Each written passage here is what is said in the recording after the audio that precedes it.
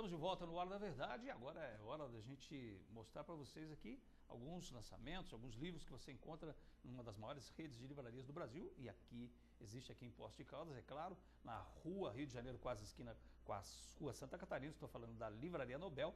Por lá, por exemplo, esse livro que me referi um pouco antes, um livro novo do Marco Antônio Villa, Ditadura Brasileira, a democracia golpeada à esquerda e à direita no período de 1964 a 1985. Para quem gosta de política, como nós aqui, uma leitura obrigatória, com certeza.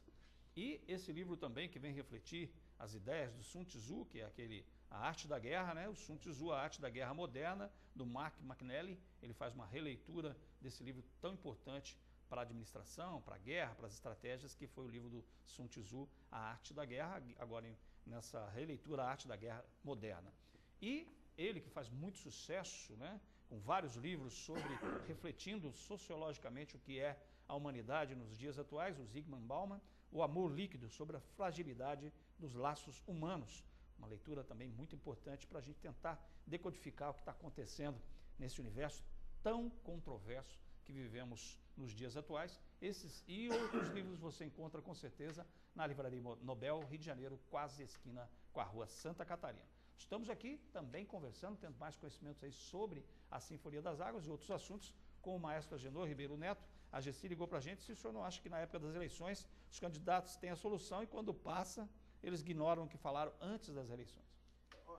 Esse é um problema médico assim, da psiquiatria brasileira e mundial, extremamente sério. Todo político brasileiro, na sua grande maioria, padece daquela doença chamada amnésia. Tem um cara que é... O Maluf, então, pelo amor de Deus, ele fala... Põe no espelho, mas quem que é? Não te conheço. É um problema sério. Agora, eu acho o seguinte, eu quero deixar bem claro uma postura. A gente tem ideias, eu quero ser uma metamorfose ambulante. Quem sabe, William, eu volto aqui o ano que vem, se eu estiver vivo nesse planeta aqui, Terra, e eu mude alguma coisa. Mas por quê? Mas eu tenho que chegar e falar, eu mudei por isso, por isso. Porque a vida nos leva a rever conceitos. Mas a gente tem que ter a grandeza de chegar, olha, eu mudei. Eu falava isso, mas hoje eu não acho isso. Porque a vida me provou, a experiência me provou, isso assim, assim, assim. Mas não acontece.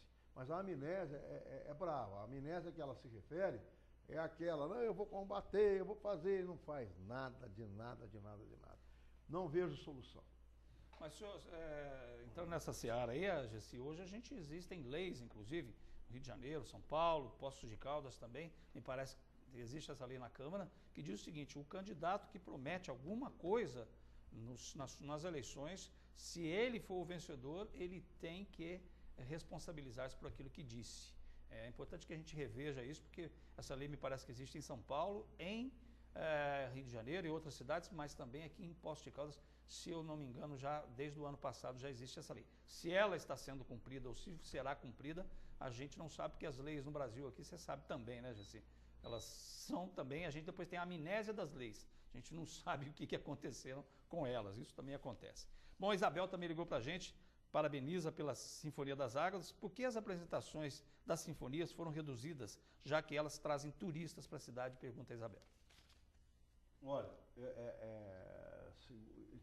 quem marca não sou eu, a sinfonia não é minha. Eu criei a sinfonia eu fiz para a cidade.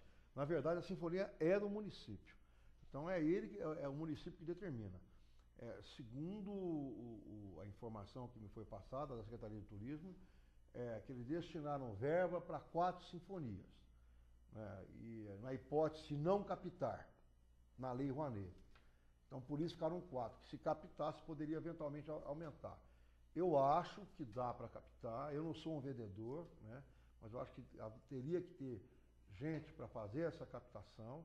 Eu acho que tem que ter uma sinfonia por mês, sem nenhum problema, e todas elas lotam. E necessariamente em final de mês, que é quando a rede hoteleira está em baixa, porque final de mês é fora de folha de pagamento, e a sinfonia veio justamente para isso, para trazer turista para Poços de Caldas. Depois, William, eu queria que você me permitisse falar um pouquinho da importância da orquestra fora da sinfonia. Então eu podia perguntar isso, qual a importância da orquestra fora da sinfonia? Pô, William. Eu não sei, imaginei uma pergunta aqui, será que eu acertei? Pois é. Boa pergunta essa, né, maestro? Olha, nós temos esse contrato que acabou de ser assinado com o DME, onde ele inclusive, ele cobriu o valor da inflação e deu um aumento real para a orquestra. Houve um aumento real para a orquestra, na maneira, mais ou menos na casa de uns 5 a 6%. No momento de crise é um aumento expressivo. É o máximo que eles podem dar. Eles não podem dar mais que isso. A vaca é uma só, a gente tem que ter essa consciência. Agora, a orquestra pode ser muito mais aproveitada, na minha opinião. Tem uma coisa que eu vou falar aqui, doutor Heloísio. Eu estou conversando com o senhor agora. Quando o senhor acabou de ser eleito, o senhor foi na minha casa tomar um café, eu passei um monte de ideia. Tem uma ideia que eu tenho certeza que é a mosca branca.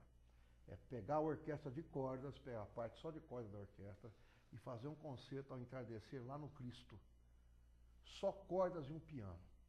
Já imaginou a orquestra aqui, a cidade nas costas, anoitecendo? O custo disso é baixíssimo. A orquestra já está paga, tem que fazer apenas um platô para a orquestra ficar. O som é pequenininho e a luz branca, não precisa mais que isso. A própria barranca é a arquibancada natural para o turista. Vocês acham que isso aí não vai trazer turista para cá? É uma atração a mais. E a orquestra pode tocar em outros lugares.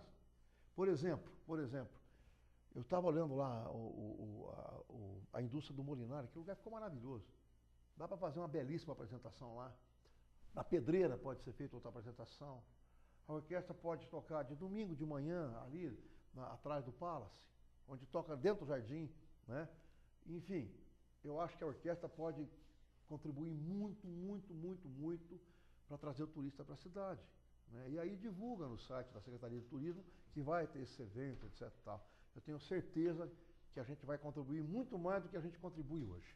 Você sabe que eu estava lendo a história do Walt Disney, né? Um livro de 700 páginas que você também encontra lá na Livraria Nobel. E esse livro estava mostrando um pouco a trajetória, claro, outros tempos, outras épocas, né, em momentos diferentes da história, nos Estados Unidos, o Walt Disney. Mas o Walt Disney nos demonstra tudo aquilo que ele tinha de persistência, e é claro que ele foi auxiliado bastante pelo irmão dele, o Roy Disney, mas de qualquer maneira ele mostra persistência e dentro de uma economia americana de incentivo, mas também que passou por graves problemas. E na verdade ali você observa o crescimento das coisas, né? E no Brasil, às vezes a gente começa a ver uma coisa crescendo, que tem possibilidade, que tem potencial, que pode crescer muito e de repente, tomara que não aconteça com a Sinfonia das Águas, mas se for nesse ritmo que a gente está percebendo, não sei, né?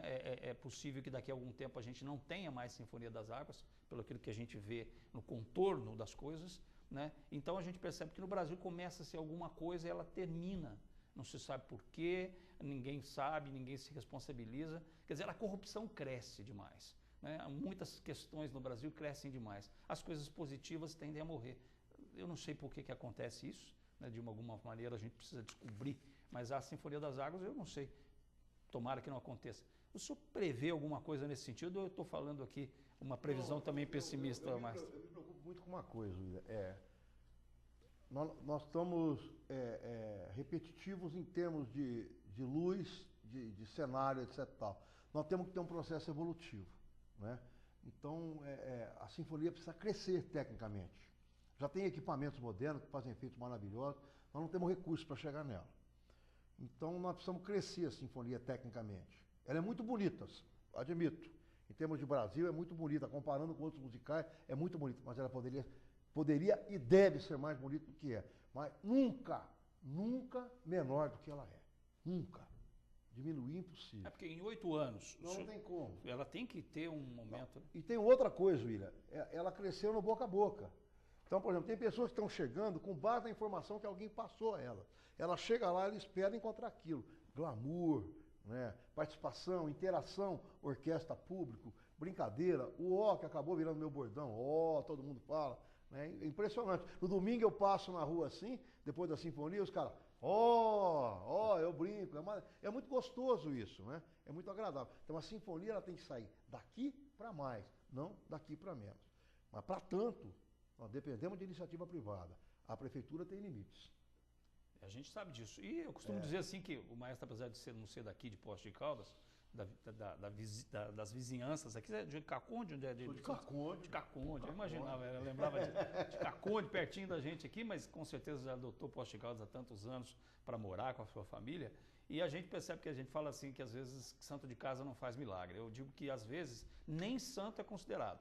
né? Porque as pessoas que moram nessa cidade aqui, que poderiam ter tanto valor, não têm. As pessoas que vêm de fora acabam vindo para cá, acabam exercendo cargos políticos ou de direção de várias situações, ganhando aí 50, 60 mil reais por mês, e pessoas de Poços de Caldas que teriam tanto valor, que conhecem a cidade como tanto, não têm o mesmo valor nesse sentido. Então, é de se lamentar muitas vezes situações que a gente observa em Poços de Caldas, que refletem, é claro, numa dimensão menor, aquilo que a gente vê acontecendo em todo o Brasil.